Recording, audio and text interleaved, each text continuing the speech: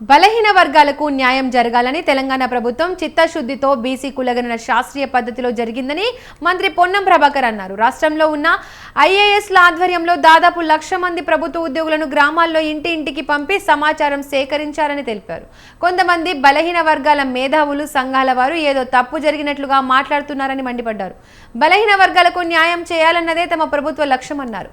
కులగణన లెక్కల విషయంలో మీరు ఎక్కడికి రమ్మంటే అక్కడికి రావడానికి సిద్ధమని మంత్రి పొన్నం సవాల్ విసిరారు.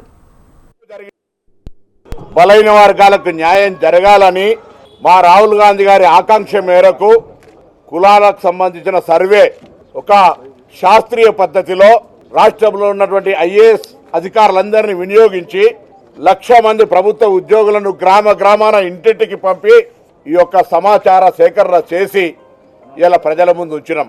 కొంత బలహీన వర్గాలకు సంబంధించినటువంటి సంఘాల వాళ్ళు ఇదేదో తప్పు జరిగినట్టుగా మాట్లాడుతారు.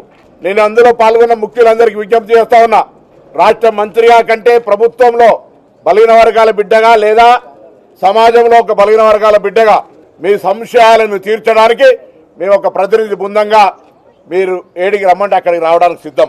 30%, 90%, ఆ శాతానికి న్యాయం జరగడానికి ఒక రోడ్ మ్యాప్ ఇవ్వని ప్రచారం చేద్దాం. ఇప్పుడు జరిగినటువంటి ఇన్ఫర్మేషన్ ఎగ్జిక్యూషన్ తీసుకుపోదాం. నిర్ణయం నివేదిక దాకా వచ్చింది. నివేదిక అమలు జరగడానికి కొరకు అందరం కలిసి ముందుకు రమ్మని కోరుతా ఉన్నాం.